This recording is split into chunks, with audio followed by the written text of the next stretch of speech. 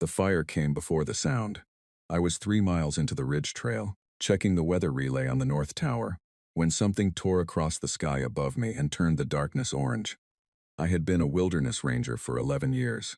I had seen lightning start fires, seen small planes go down in fog, seen things that had no easy name. But nothing had ever moved like that. Whatever crossed the sky did not fall the way anything natural falls. It slowed. Just for a second it slowed, and then it hit the tree line on the far side of the ravine with a sound that pushed against my chest like a fist.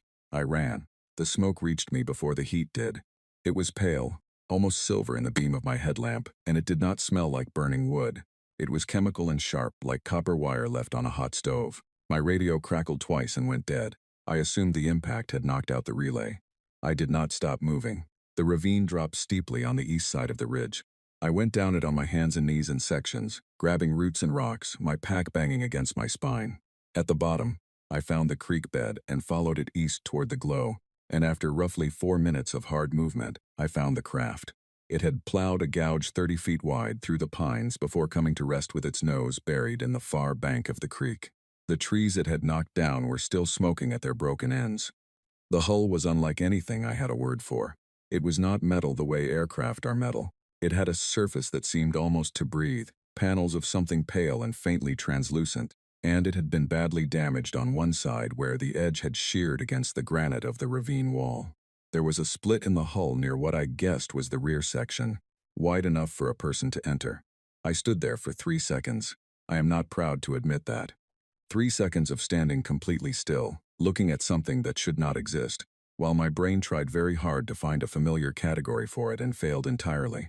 Then I heard the sound from inside, and I stopped thinking about categories. It was a low sound, not mechanical, biological. The sound a living thing makes when it is trying not to make any sound at all and failing. I went through the gap in the hull. The interior was dim, lit by panels of faint blue light that were flickering badly. The floor was not flat, curved in ways that made my balance uncertain. There were structures inside that I did not understand, surfaces that might have been seats or storage or something with no human equivalent, and the air was thicker somehow, carrying that same copper wire smell but stronger. At the far end, past a section of collapsed interior wall, I found him. He was on the floor, pressed against the curved hull, and he was watching me with 2 eyes that were too large and the wrong color, a deep amber that caught the blue emergency light and held it. His skin was pale, almost white, with faint lines of bioluminescence running beneath the surface that pulsed very slowly. He had 4 limbs, proportioned roughly like a person's, but his hands had 6 fingers each and his chest was wrong, too wide, rising in a rhythm that was not a single breath but 2 separate and slightly offset ones. He was young. I did not know how I knew that, but I knew it the same way you know a child is a child even in the dark. Something in the proportions, something in the way fear looked on that face. He said something. The sounds were unlike any language I had heard, consonants that required a different throat than mine. But the translator chip embedded just below his jaw crackled to life a moment later, and gave me a version of it. "Do not touch me. My people will come for me. You will step back and wait." His voice, even in translation, had the tone of someone used to being obeyed. Even now, even on the floor of a crashed ship in a creek bed in the mountains, bleeding from a wound on his left side that had soaked through whatever he was wearing and pooled dark beneath him, I set my pack down and opened it. "My name is Owen," I said. "I am going to help you. I am ordering you to step away. I heard you." I pulled out my trauma kit. "I am still going to help you." He tried to move away from me, and the sound he made when he shifted his weight told me everything I needed to know about the severity of what I was dealing with. I had done field first aid in conditions that most people would consider extreme. A hiking accident 2 summers ago had left a man with a broken femur and internal bleeding 6 miles from the nearest road, and I had kept him alive for 4 hours until the helicopter reached us. Before that, I had served 2 years as a combat medic before a knee injury ended that chapter. I knew the difference between pain that was a signal and pain that was a warning. This was a warning. "You are hurt badly," I said, keeping my voice at the same level I would use to talk about the weather. "I do not know your biology. I am going to have to figure out what I can do as I go, but I need you to stop moving." The amber eyes fixed on me. He was calculating something. I could see it, even on a face with no human points of reference. He was deciding whether I was a threat or a resource. "You are primitive," he said finally through the translator. "Probably," I said. "Still." The wound on his left side was deep. Whatever had caused it during the crash had gone through the outer garment and into the tissue beneath, and the bleeding was steady. I could not tell what was normal for his physiology. I did not know if his blood pressure worked the way mine did not know if his tissue would react to the materials in my kit, did not know if anything I carried would help or hurt. I worked carefully.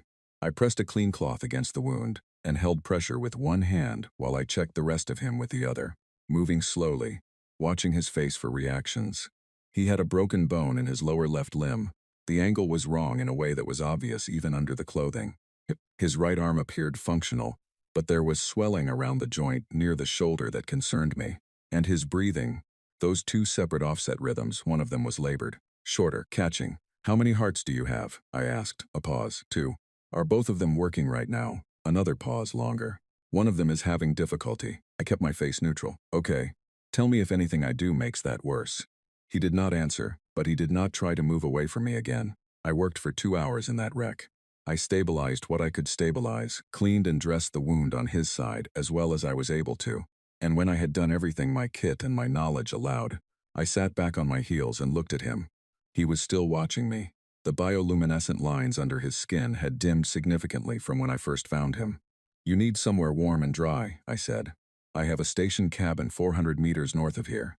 Can you walk if I support you?" I should not leave the craft. The craft is not a safe place to spend the night. It is still releasing heat in sections, and I do not know if the fuel or power systems are stable. If something ignites, I cannot get you out in time. He considered that. His pride was fighting with his survival instinct, and I watched the fight play out across his alien face in ways I was only beginning to learn to read. "You will not attempt to restrain me," he said, "or contact your authorities. My radio is dead, and I am not interested in restraining you." I got to my feet and offered him my hand. "I am interested in keeping you alive until your people come. That is all." He looked at my hand for a long moment. Then he reached up and took it. We made it to the cabin in 40 minutes. It should have taken 8. He was in a great deal of pain and too proud to say so, and I was in no position to argue. I got the stove going and got him onto the cot in the back room and sat on the floor beside him and talked to him in a low, steady voice about nothing in particular. About the mountains, about the way the creek sounds different in spring than in summer, about a particularly stubborn black bear that had been raiding the supply locker at the North Tower for 3 years. I do not know if he understood all of it through the translator. I do not know if it helped, but he was still breathing when the light came through the window. Both rhythms, uneven but present. I got up, made coffee, and started trying to figure out how to keep him alive until someone came for him. That was the first night. I did not know then that it would be 43 more before anyone did. On the second day, he told me his name. He said it in his own language first, a sound my throat could not fully replicate, something close to Varethsal, but with a tonal quality on the last syllable that I could not manage. He watched my attempts with an expression I was beginning to recognize as resigned patience, the face a teacher makes when a student keeps mispronouncing the same word. "Varethsal," I said again, as close as I could get. "That is acceptable," he said through the translator. "Owen Hale," I said, pointing at myself. He looked at me for a moment. "Owen," he repeated, and the translator gave it back perfectly. He had a better ear than I did, apparently. "That is acceptable," I said. He did not smile. His facial structure did not allow for a human smile exactly, but something shifted around the eyes, a slight relaxation in the muscles around those amber irises, and I filed that away as something to watch for. The first week was difficult, not because he was uncooperative, exactly, but because I was essentially doing medicine on an alien without a medical textbook, without instruments calibrated for his biology, and without any way to be certain that what I was doing was helping, rather than simply not making, things worse. His wound was the most immediate concern. I changed the dressing twice daily, watching carefully for signs of infection. His tissue responded differently than human tissue. The color change around the wound edges was not the angry red I was used to seeing, but a deep violet that I did not know how to interpret. I asked him. "That is normal," he said. "It means the tissue is regenerating." "Good. What does infection look like for you?" He described it. It was different from what I knew but not unrecognizable in principle. I adjusted what I was doing accordingly. The broken bone in his lower limb concerned me more than anything else. Without imaging equipment, I had set it as best I could judge by hand and feel, and I had built a splint from materials in the supply locker, the kind of improvised construction that my old instructor would have considered acceptable under field conditions.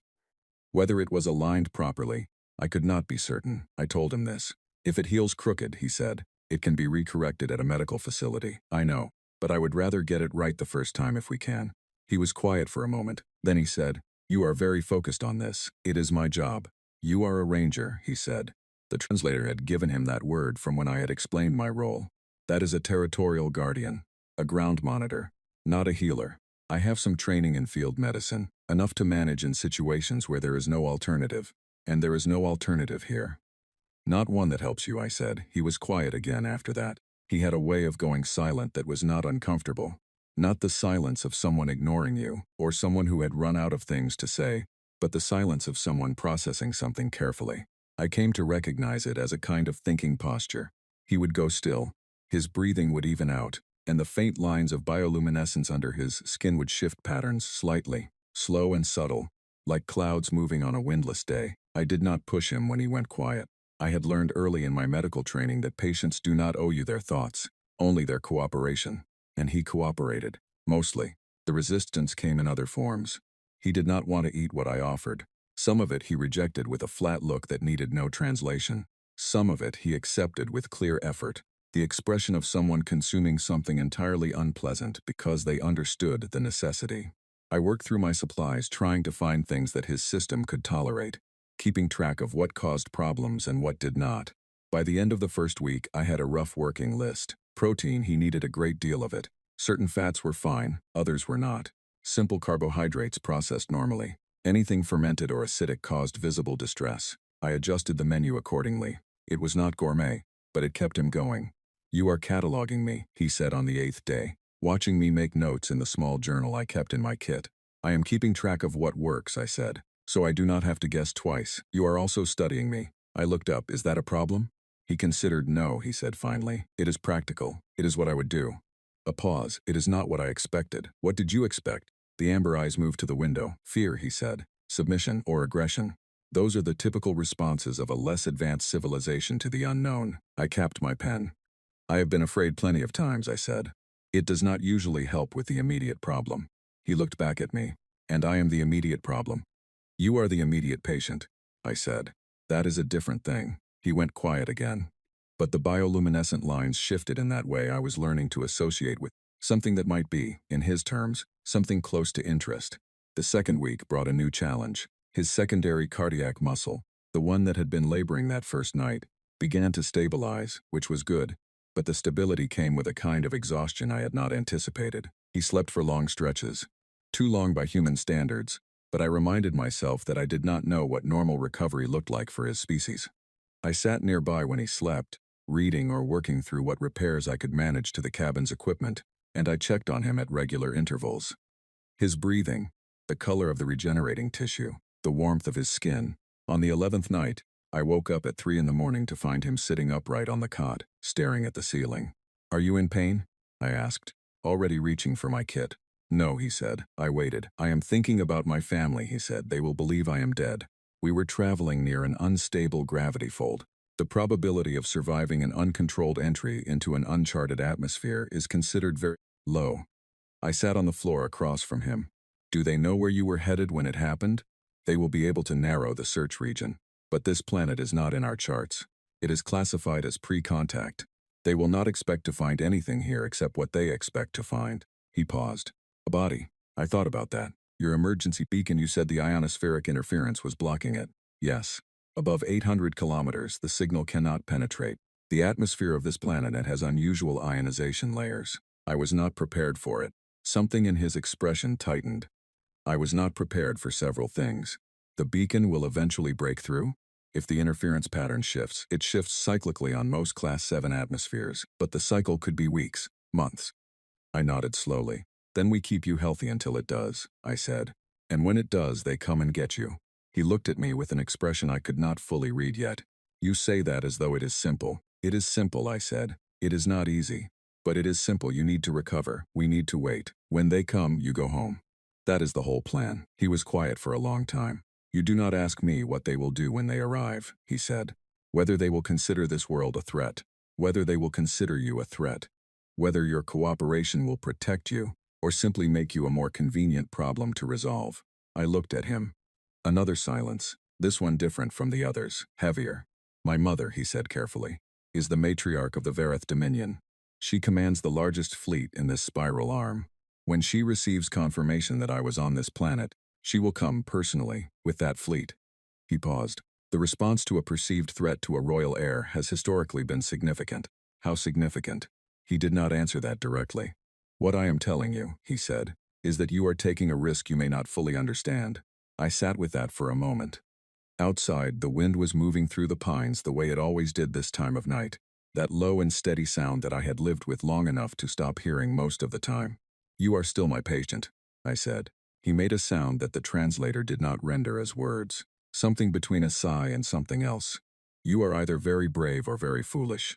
My old medic instructor used to say the line between those two things is mostly paperwork, I said. He did not understand the reference, but the bioluminescent lines shifted again. I was getting better at reading them. What I saw in that moment, I would later come to understand as something close to gratitude, though he would not have used that word for another 3 weeks. I went back to sleep. He stayed awake, but he let me. By the 3rd week, we had settled into a routine which sounds mundane, but routines are how survival works in isolated places. They are the skeleton that holds the difficult days together. I made the same rounds each morning, checking the equipment, checking the weather instruments that still functioned, checking on him. He was mobile now, carefully mobile, using the improvised crutch I had built from the supply locker timber, and he had begun to move around the cabin on his own, which was a good sign and also occasionally startling, since I would turn around from the stove and find him standing in the doorway of the back room, watching the forest through the window with an expression of concentrated focus. "What are you looking at?" I asked the first time this happened. "The organisms in the canopy," he said. "There are 4 distinct species visible from this window. 3 of them I have not categorized before.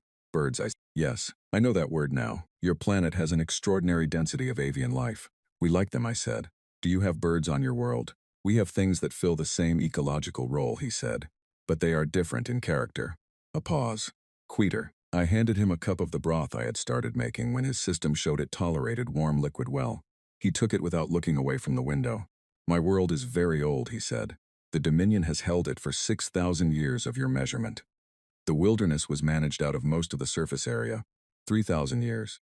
There are preserves, but they are curated. Controlled," he paused. "This is not controlled." "No," I agreed, "it is not. It is also not what I expected when I heard the word primitive." I poured my own cup and stood beside him at the window. A hawk, a red-tailed one I had seen in this stretch of ridge for 2 seasons now, made a long, slow circle above the tree line and dropped below the canopy. "What did you expect?" I asked. "Noise danger. It has all of those." "Yes, but it also has that," he said. And he lifted his chin toward the space where the hawk had disappeared into the trees. "Your primitive things have a quality that our curated things do not." I drank my coffee and did not say anything. I did not need to. It was around the 4th week that the real conversation started.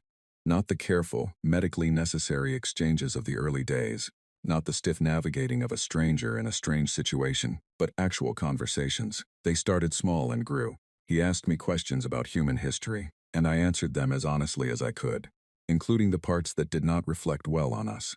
He did not comment on those with judgment. He received them the way a historian receives data, with interest and without surprise. In return, I asked him about the Dominion, about the 43 systems and how they had come to be part of it. Some of what he told me was extraordinary. Some of it was disturbing, in the way that the history of any empire is disturbing if you look directly at it. He did not try to soften it. I respected that. "You are not what I expected either," he said one evening, near the end of the 4th week. "What did you expect from a human?" I asked. I had very little information. Pre-contact species are not studied closely until they reach a certain technological threshold. "You are below that threshold," he paused, "by a significant margin." "We are working on it," I said. "I know.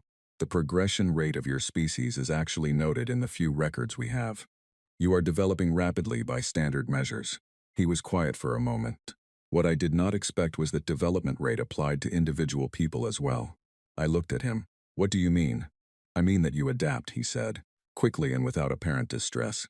"You have been living alongside an alien for almost 30 days. You treat it as a problem to be solved, not a crisis, not a transformation, a problem." "You are not an it," I said. Another long pause. The bioluminescent lines shifted in a pattern I had never seen before, slower than usual. Deeper somehow. No, he said, I am not. On day 31, I brought out the chess set. It had been in the cabin's supply locker since before my time, left by some previous ranger who had apparently needed something to do during long winters.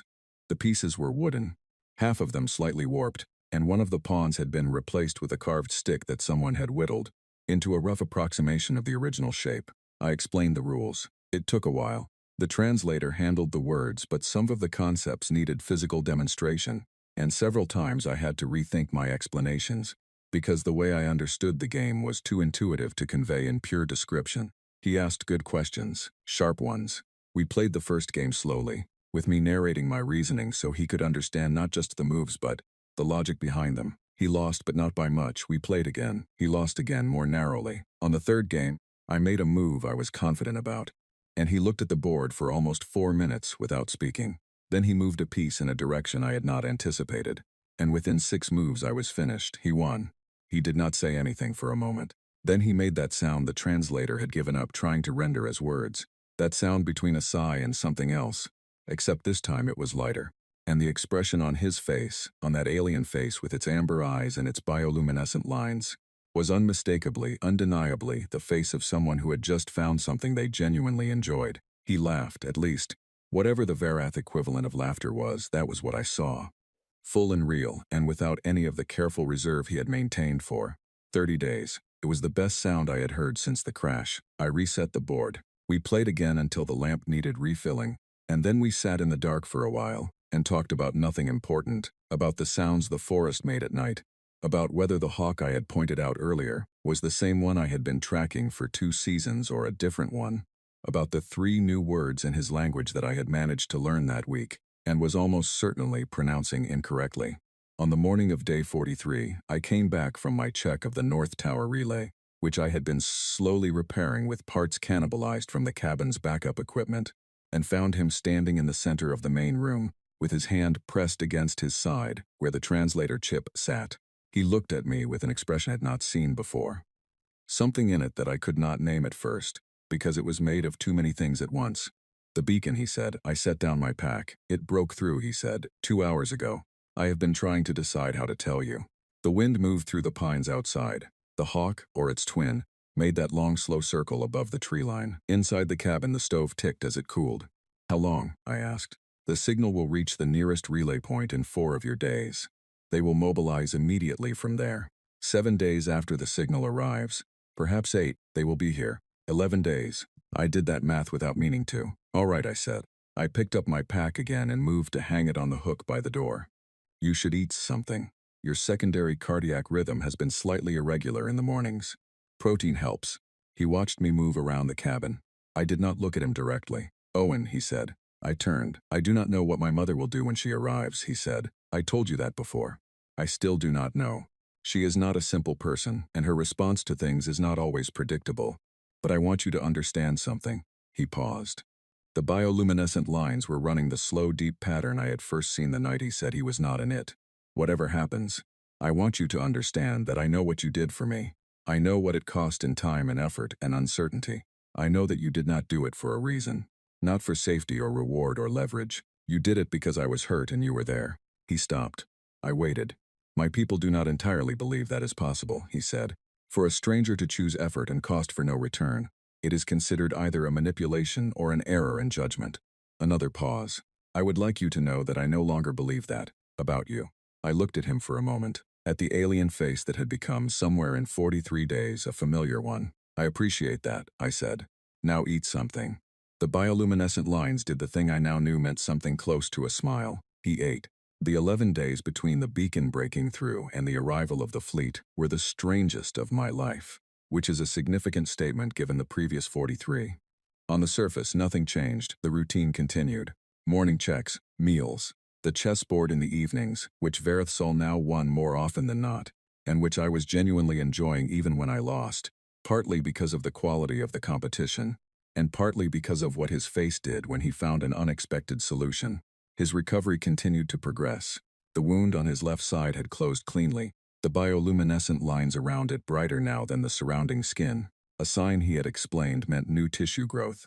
The bone in his lower limb was solid enough for him to walk without the crutch, though he moved carefully, and I kept reminding him not to push the weight-bearing too fast. But underneath the routine, the air in the cabin had changed, not badly, not with tension or hostility. It was more like the feeling before a weather system arrives when you have lived in mountain country long enough to read the pressure changes in your own body before any instrument confirms them. Something significant was coming, and we both knew it, and there was no useful way to prepare for it, so we did not try. "Tell me about your mother," I said on the third night after the beacon signal. We were sitting at the table after the chess pieces had been put away, 2 cups between us, the lamp throwing steady yellow light across the wood grain. He did not answer immediately, which I had learned to interpret as the specific kind of silence that meant he was deciding how much honesty to apply. "She is the most capable person I have ever known," he said finally, "and possibly the most difficult." "Difficult how?"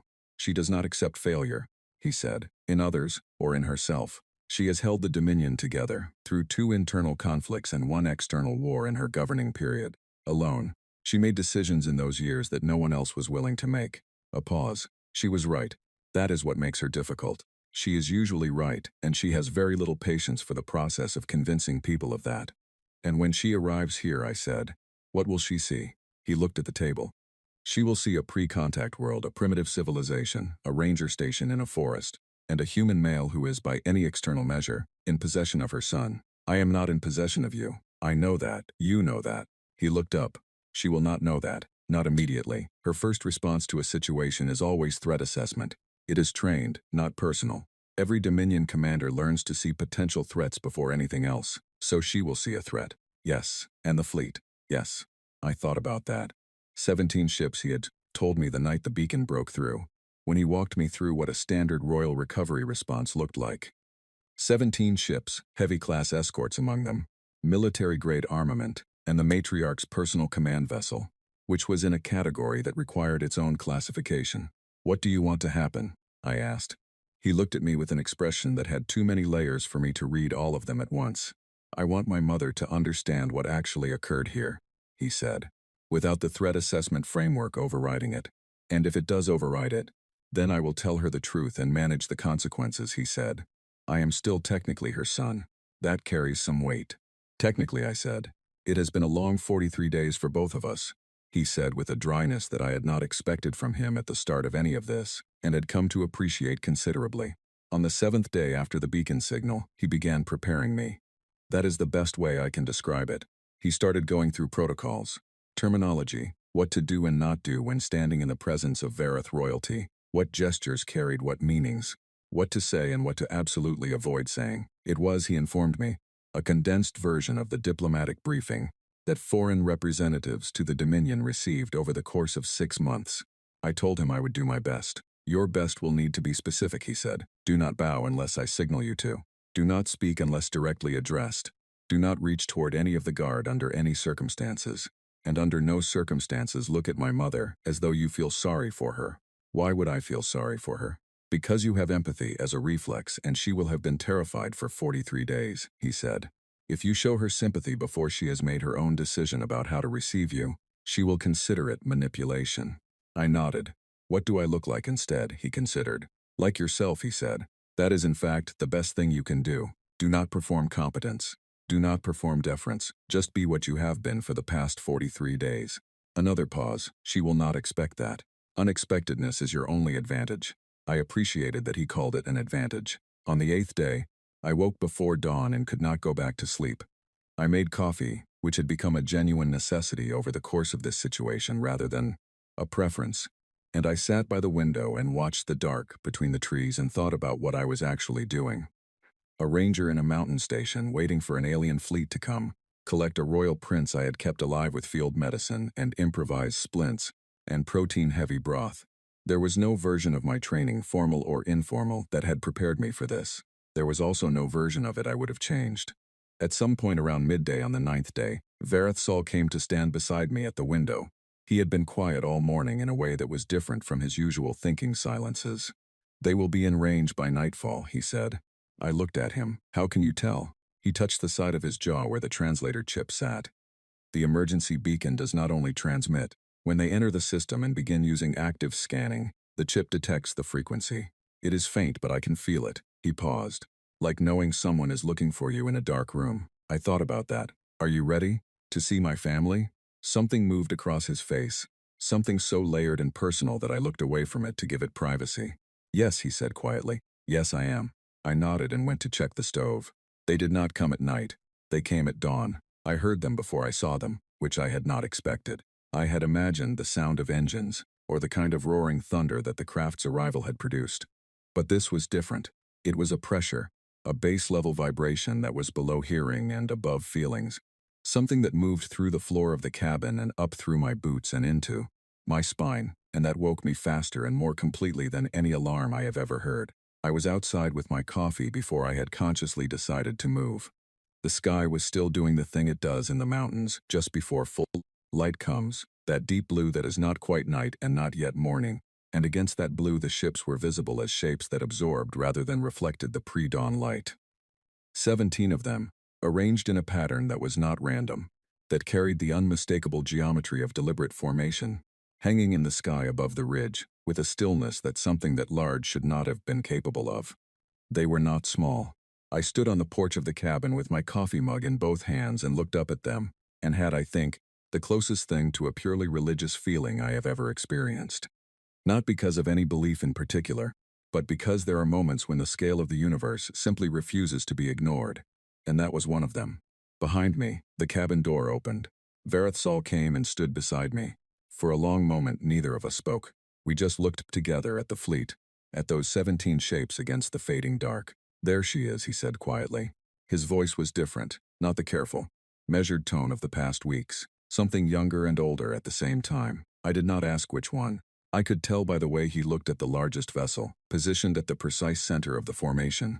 Okay, I said. We stood there until the light came fully, and the fleet descended. The landing party chose the flat meadow 200 meters north of the cabin, which was the only space large enough for the personnel transport that detached from the command vessel and came down in absolute silence, because at that scale they apparently did not need to make noise.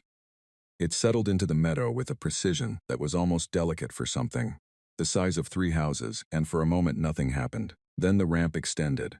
The Imperial Guard came first, 8 of them, in armor that caught the morning light, and did something complicated with it, something between reflection and absorption. They fanned out at the base of the ramp in a formation that I recognized as covering fire positions, even though I had never seen anyone in that particular armor do it before. Military logic translates, it turns out. Then the commanders, 4 of them, in rank insignia that I could not read but that Vareth Sol had described to me, and their posture carried the particular quality of people who were responsible for a great deal, and were never allowed to forget it. Then the matriarch. She was tall, taller than Vareth Sol by enough to be noticeable.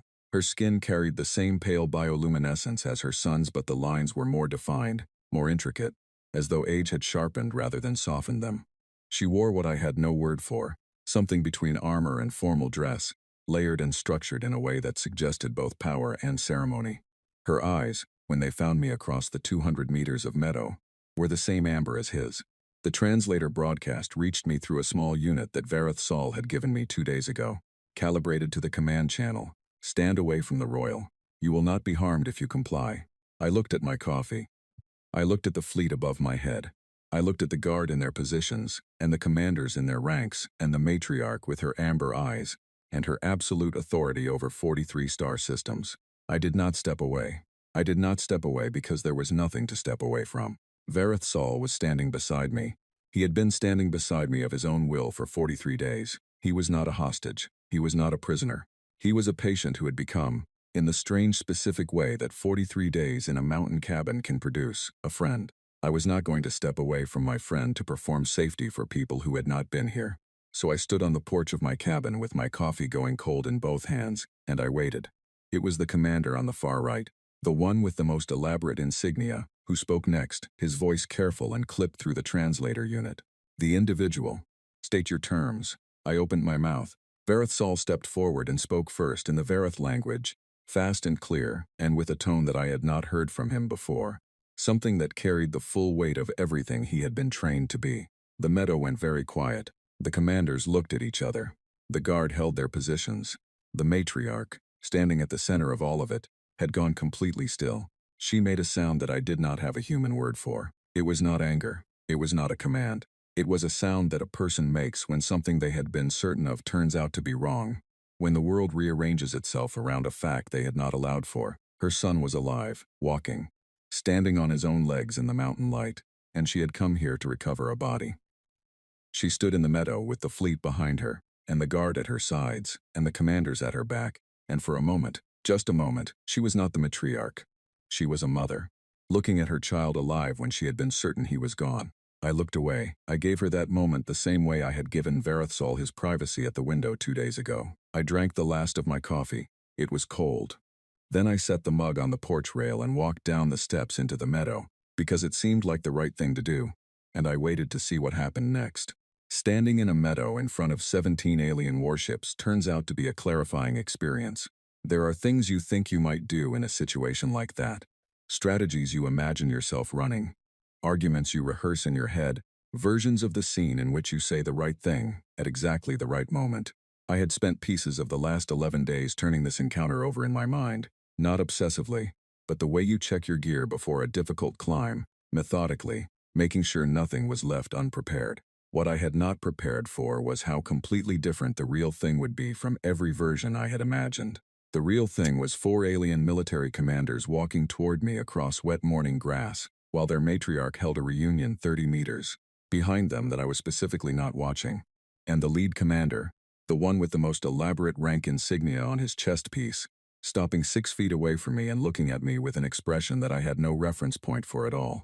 He was large, larger than Verethsol, larger than the matriarch, with a broader build that suggested either a different regional population or the specific physical development of someone who had spent decades in military roles. The bioluminescent lines on his skin were dim, close to absent, which I had learned from Verethsol was a characteristic of older individuals in whom the biological signaling function had reduced over time. His amber eyes were direct and unwavering, the eyes of someone who assessed things professionally and quickly.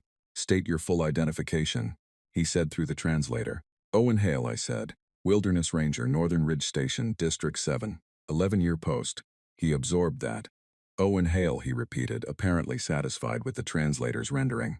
"You are the individual who reported contact with the Royal Transport on the night of the incident." "I did not report it," I said. "My radio was out. I simply responded." A slight pause. "You responded without reporting." I was 3 miles from the nearest functioning communication point, and there was a living being in a crashed vehicle. "Yes, I responded without reporting." The commander looked at me for a moment. "And you kept the Royal secured for 43 days. I noticed the word. "I kept my patient recovering for 43 days, I said. "He was not secured. He was free to leave at any point. He could not leave, he was injured." "Yes, that is why I was there." The commander studied me with that professional evaluating expression. To his left, one of the other commanders had opened a small device and appeared to be doing something with it, running some kind of scan or record. I looked at the device and then back at the lead commander and did not ask what it was. Asking would be managing the situation, and I had decided on the porch that I was not going to manage this. I was going to let it be what it was. "Your species," the lead commander said, "has not been formally catalogued in the Dominion Registry. You are below the threshold for official contact." "I know," I said. "Verethsol told me." Another pause, slightly longer this time. "You have been in extended communication with the Royal Air. We spoke quite a lot, yes. There is not much else to do in a mountain cabin for 43 days. The commander processed that. "What did you discuss?" "History, mostly. His people and mine, chess, bird identification, the relative merits of various protein sources when your supply options are limited." I paused. "He is very good at chess." Whatever the commander had expected me to say, that was not it. I watched him recalibrate. To my right, footsteps in the grass. The other commander, the one with the scanning device, was moving in a wide arc around me. I tracked the movement with peripheral vision and kept my eyes on the lead commander and did not react. He was doing what security-minded people do, checking angles, looking for weapons, assessing threat. I had nothing on me except my belt knife, which was a working tool I had been wearing so long I had stopped thinking of it as anything else. I did not reach for it or draw attention to it. I stood and let him complete his arc and come back around. "You are not armed," the lead commander said. "Not in any meaningful sense," I said. "I have a field knife. I use it to cut rope. You meet a fleet of Dominion warships with a rope knife." "I was already outside when your ships appeared," I said. "I was not expecting a fleet. I was expecting coffee and possibly a hawk." The commander looked at me for a long, very flat moment. Then he turned and said something in the Vareth language to the commander beside him. Short and precise, and that commander responded in the same way. And whatever passed between them in that exchange, it was not what they had expected to be saying. Behind them, the reunion in the meadow was ending. Vareth Sol and his mother were walking toward us, and I had been right not to watch. Whatever had happened in those 30 meters of morning grass was private enough that even now, with it finished, there was a quality around both of them, the matriarch and her son, that felt like something that had been closed and sealed, something that would not be opened again in front of anyone. She was close up, even more impressive than she had been across the meadow. The bioluminescent lines on her skin did not pulse the way Vareth Sol's did. They held steady, which I had not seen before, and I did not know what that meant for her specifically, but it had the quality of someone in complete control, of something that is usually involuntary. Her expression was the expression of a person who has spent decades in positions where every emotion has consequences, and who has learned to keep the surface still. She stopped in front of me. The four commanders arranged themselves behind and to the sides of her, and the guard held their positions at the edges of the meadow. And the fleet hung above us in the morning sky, and I stood in my boots on the wet grass with an empty coffee mug in my hand. She spoke. Vareth Sol translated, "You are Owen Hale." "Yes. My son tells me you found him in the wreckage and treated his injuries without any formal medical preparation." "I have field medicine training," I said. "It was not formal medicine, we improvised. He tells me you kept him alive when the probability was against it." "The probability was against it because it was a bad night and a bad crash," I said. "Not because it was impossible." She studied me with those amber eyes that were the same amber as her son's, and currently held about 12 times the weight. "He tells me you did not ask for anything," she said. "There was nothing to ask for," I said. "He needed care. I could provide some." That was the situation. A long silence. The lead commander behind her had the expression of someone recalculating. The one with the scanning device had put the device away, which I noted. "You did not consider," the matriarch said carefully, "the value of what you had." I thought about how to answer that. Vareth Sol was standing to his mother's right, watching me with an expression that was impossible to read, but that was not worried. That mattered to me. "I considered it," I said. "A young person was badly hurt and alone and frightened. That was what I had. I treated it like what it was." Another silence, longer this time. "You could have attempted negotiation," the matriarch said. "Trade, political standing, safety guarantees for your world." "Yes," I said. "But you did not." "No, why not?" I looked at her directly. "Because he was not a negotiating chip," I said. "He was a patient. Treating a patient as a negotiating chip is not something I am willing to do." The meadow was extremely quiet. Somewhere above the tree line, a bird called once and stopped. The lead commander spoke quietly to the one beside him. I caught none of it. The one beside him responded in the same tone. The matriarch did not look at them. She kept looking at me. "Your people," she said, "have a custom of negotiation as their primary political language. This is common at your developmental level. Pure resources, pure self-interest. These are what we expect from pre-contact civilizations when confronted with a power differential this significant. Our people do that, yes," I said. "I also think we are more complicated than that. Most of us, when it comes to the actual moment, are more complicated than that." The matriarch was quiet again. Then she spoke and Vareth Sol translated it, but I could see by his expression that the translation was costing him something, that the words meant more to him than he was letting show. "My intelligence division," he translated, "ran a probability assessment before we entered this system. 94% probability that you had the royal heir under leverage. 5% probability that he was not found. 1% classified as other." He paused. "You are the 1%. "I have been told that before," I said, "in different contexts." "What did it mean in those contexts?" he translated. "It meant I did something that the data said was unlikely." I paused. "It usually meant I did the right thing." The lead commander made a sound. I did not know if it was a cough or a response. The scanning device commander had his eyes on me with an expression that was not hostile anymore, but had shifted into something else. Something that in a human face I would have called consideration. Vareth Sol was not translating his mother's words now. She had stopped speaking. She was simply looking at me. I looked back. I did not try to fill the silence. I was not afraid of silence. 11 years in mountain stations will do that for you. Then she said something, short, not to me, to the lead commander behind her. He nodded. He spoke to the guard. The guard, all 8 of them, shifted out of their covering positions into something different. Not at ease exactly, but no longer deployed. The matriarch turned to her son and spoke to him. He answered. She spoke again. He answered again. I watched their faces and understood nothing linguistically, but understood a great deal of it anyway, because some things are readable regardless of species. The shape of a mother asking if her child is truly all right. The shape of a child who is all right, and is trying to communicate that fully and struggling to find the words because all right covers too much ground, because all right means alive and healed and also changed, and the changed part is the hardest to explain quickly. She put her hand against the side of his face, the way any parent would. The bioluminescent lines on her skin shifted just once briefly, out of that rigid steady state, a pulse, like the first real breath after you have been holding one for a very long time. Then she turned back to me. One of the other commanders, the second one, a female with rank insignia that ran vertically along her collar rather than horizontally, stepped forward and spoke. Her voice through the translator was precise and careful.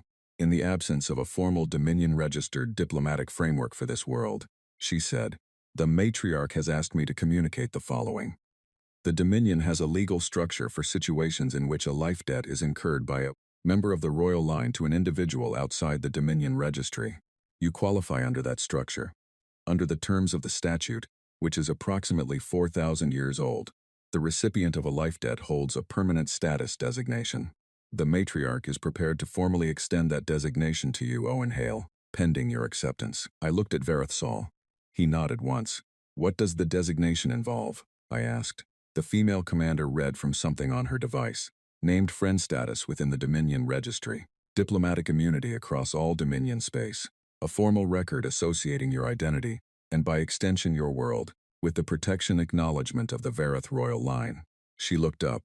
No Dominion vessel will engage your people as a threat designation. No Dominion action may be directed against your world without formal review. The matriarch's counsel.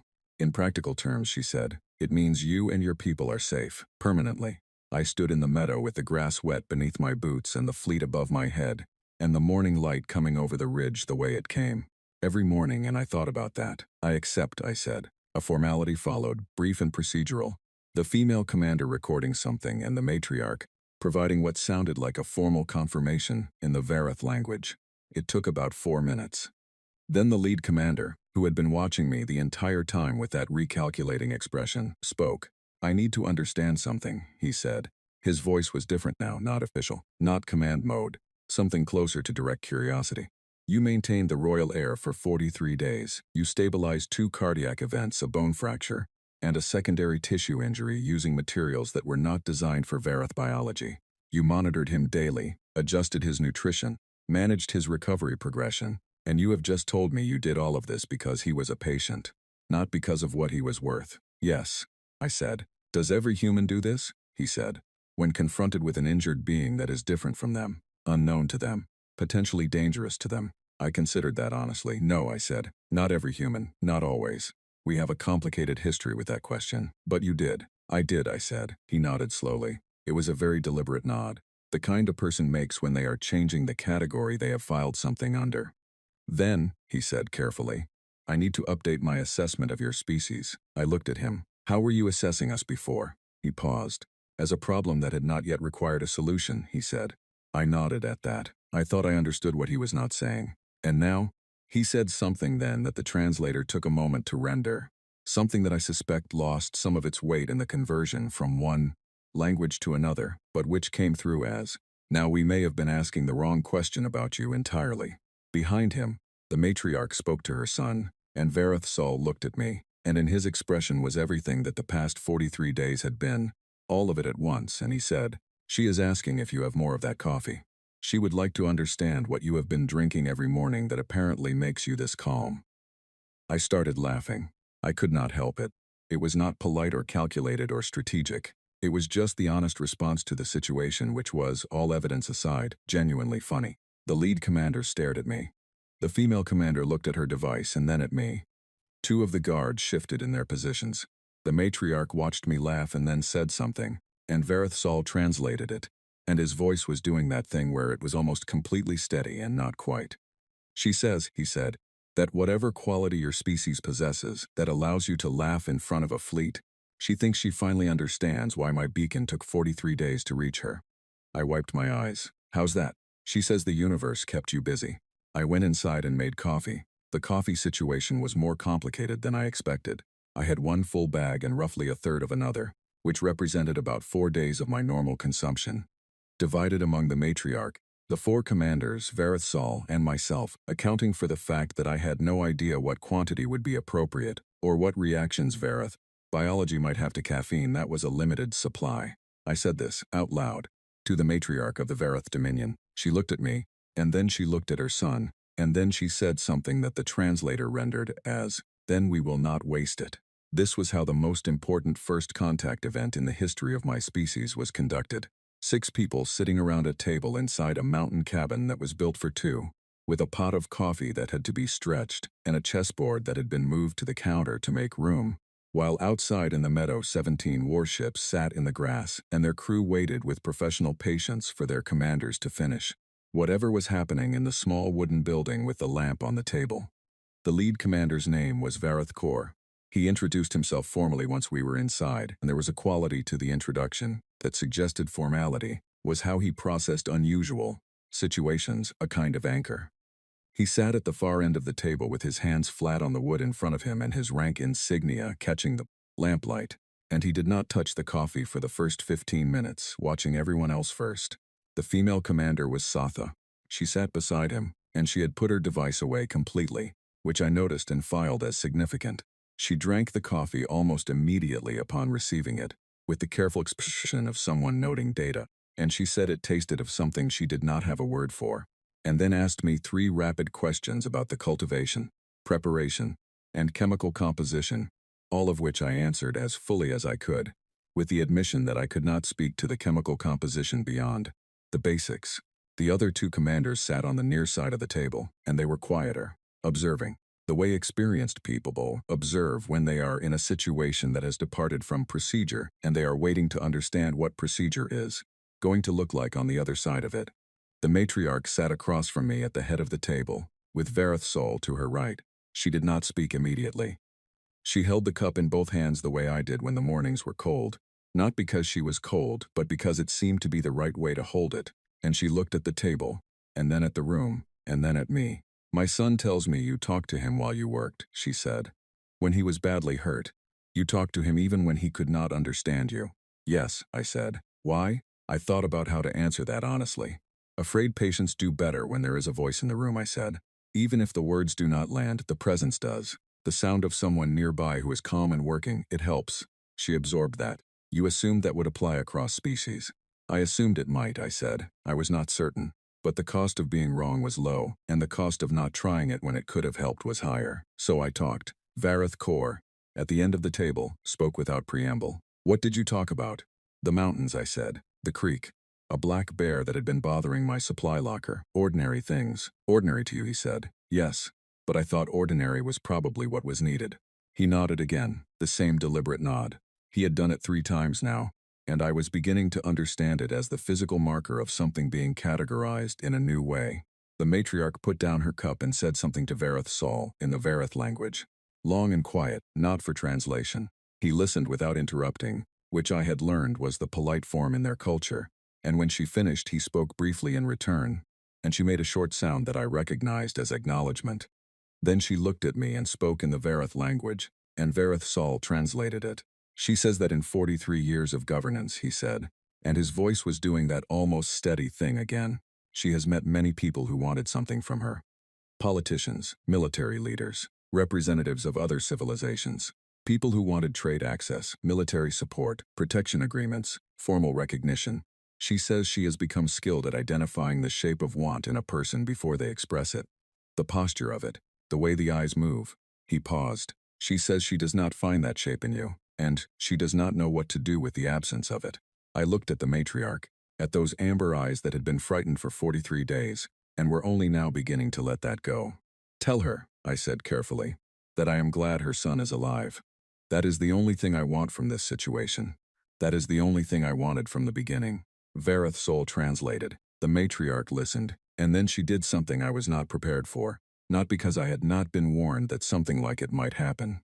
Not because I lacked cultural context, but because you can know a thing intellectually and still find yourself standing on the wrong side of the reality of it. She bowed. the matriarch of the Vareth Dominion, sovereign of 43 systems, commander of the oldest fleet in this spiral arm. A woman who had held an empire together, through wars and internal conflicts, by being consistently right and completely willing to make the hard decisions bent forward over the table in a bow that was not a diplomatic nod, not a greeting gesture. A full bow, head inclined, hands flat, the bow of a person acknowledging something they cannot pay back. Behind her, Vareth Kor and Satha, and the other two commanders did the same. And outside, in the meadow, the guard bowed. I know this because Vareth Sol told me afterward. I could not see them from inside. But he said that the guard, all 8 of them, who had been standing at the edges of the meadow in formal position, bowed at the same moment their commanders did, because the signal had gone out through the command channel, because the matriarch had called for it, because this was what the life debt protocol looked like, when it was enacted by someone who understood the full weight of what the words meant. I stood up. I did not think about it. Standing felt like the right response, and then I bowed back, not a bow I had been taught or practiced. Just the natural inclination of someone who recognizes that they are in the presence of something genuine and wants to meet it with equivalent sincerity. The table was very quiet. Outside, the morning was moving fully into itself, the kind of clear mountain morning that follows a cold night, where the air is sharp and the light has a quality that makes every edge visible. A woodpecker had started working at something in the pines to the north. The creek would be running full from the overnight cold, that specific sound of water moving fast over stones. Vareth Sol poured himself more coffee. He had at some point over the past 43 days, genuinely developed a taste for it. His mother watched him do this with an expression that was deeply private. "There are things we need to discuss," Satha said. Her voice was practical. She had a gift for moving a situation forward when it had reached the point where practical matters needed to happen.